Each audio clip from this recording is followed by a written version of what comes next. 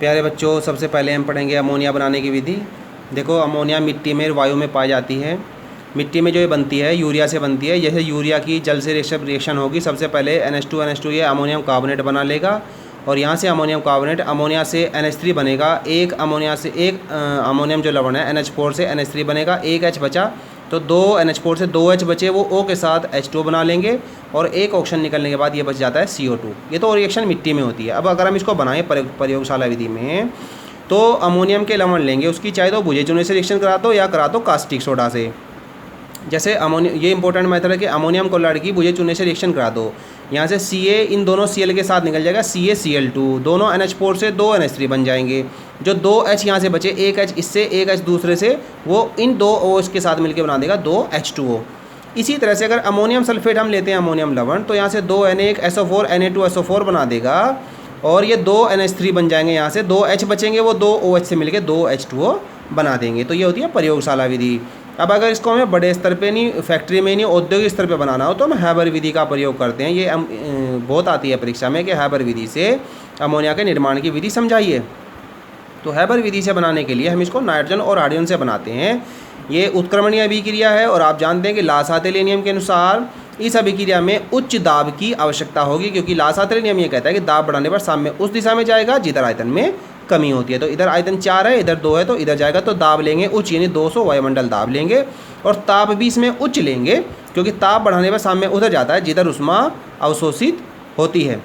अब चूंकि ये उष्मा इसमें निकलती है, तो इसमें अगर हमें ताप देना हो तो हम इसमें आयरन लेंगे, आयरन और इसके साथ ये मोलिब्डेनम वर्धक लेंगे या K2O और Al2O3 लेंगे। ये क्या करता है, ये इस उत्प्रेरक की सक्रियता को बढ़ाएगा। यहाँ पे हम देखें डेल्टा H का जो मान है -46.1 किलो जूल पर मोल है।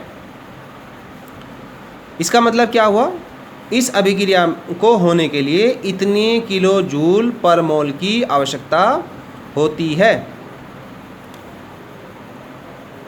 अब यहाँ पे आप देखें लासाते नियम के अनुसार, जैसे मैंने बताया, इसमें उच्च दाब की आवश्यकता होगी और इसमें जो ताप है वो 773 केल्विन या 500 डिग्री सेंटीग्रेड की आवश्यकता होती है। अब इसका आप डायग्राम देख लीजिए। ये एक डायग्राम आपको बनाना है, 1 नंबर का डायग्राम भी आता है इसमें। यहाँ ये बनाने की विधि कैसे हम पढ़ेंगे, देखो पहले हम नाइट्रोजन को और हाइड्रोजन को एक संपीड़क के द्वारा, ये संपीड़क है, इसके द्वारा इसको खींचेंगे, जैसे कंप्रेशर जिसको बोलते हैं, जो इसको नाइट्रोजन हाइड्रोजन को अपनी ओर खींचेगा और खींच करके यहाँ से इस उत्प्रेरक में लाएगा। यहाँ N2 और H2 का मिश्रण आएगा इस संपीड़क के द्वारा। ये पंप है जो इसको खींचेगा, जैसे पानी का पंप होता है जो पानी को खींचता है अपनी तरफ।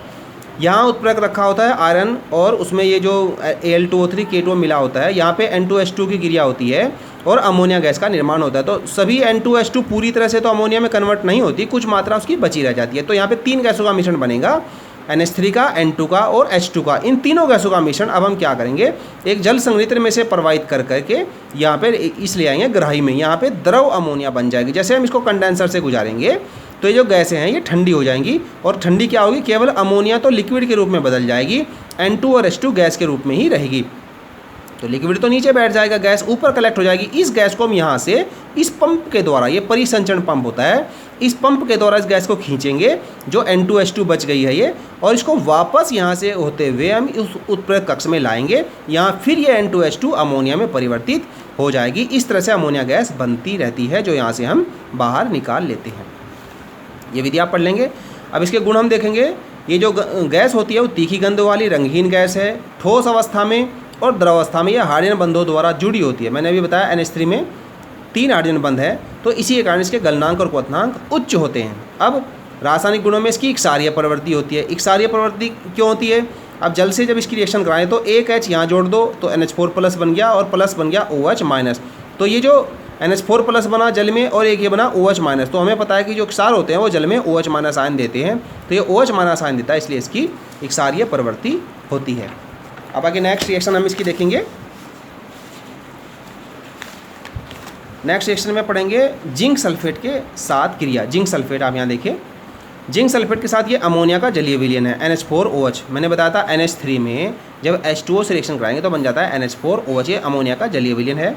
यहाँ से दोनों NH4 इस SO4 के साथ निकल जाएगा, NH4 होल ट्वाइस SO4। जैसा मैंने पहले बताया था अमोनियम पे +1 चार्ज होता है, SO2 पे -2 चार्ज होता है। इसलिए जैसे मैंने कल बताया था जो अमोनियम सल्फेट है आपने हाई स्कूल में भी पढ़ा होगा, NH4 पे +1 चार्ज होता है और सल्फेट पे चार्ज होता है -2, प्लस माइनस छोड़ दो तो NH4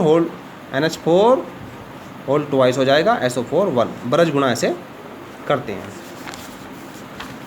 तो यहाँ से जैसे मैंने अभी बताया है NH4 होल ट्वाइस SO4 बन जाएगा, और यहाँ Zn और OH के दो हैं, OH होल ट्वाइस, ये सफ़ेद अवक्षय बन जाएगा।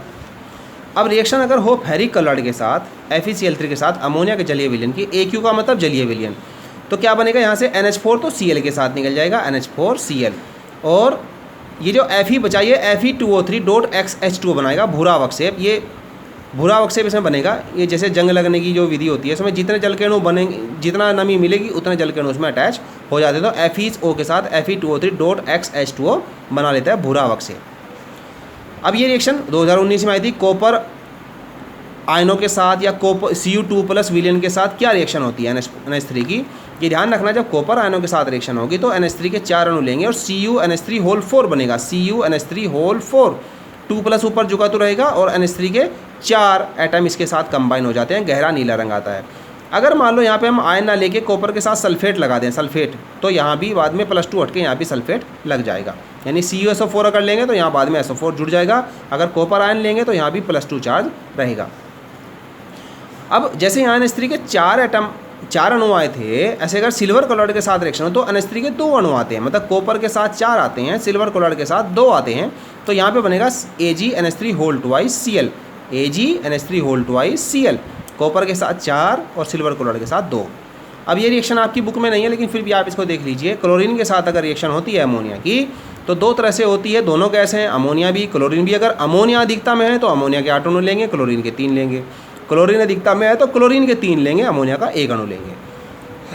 ध्यान ये रखना है अगर अमोनिया अधिकता में है तो N2 बनती है, 8 में से 2 N2 बना लेंगे और बाकी जो 6 बनेगा वो बनेगा 6NH4Cl। अगर क्लोरीन अधिकता में है तो 3H और 3Cl 3HCl बना लेंगे, बाकी 3Cl N के साथ जुड़ के NCl3 बनाएंगे। उपयोग में हम देखेंगे सबसे पहले इनका उपयोग उर्वरक बनाने में होता है, जैसे यूरिया है, अमोनियम नाइट्रेट है, अमोनियम सल्फेट है। दूसरा उपयोग नाइट्रिक अम्ल बनाने में, और तीसरा जो उपयोग है वो परशीतक के रूप में इसका किया जाता है।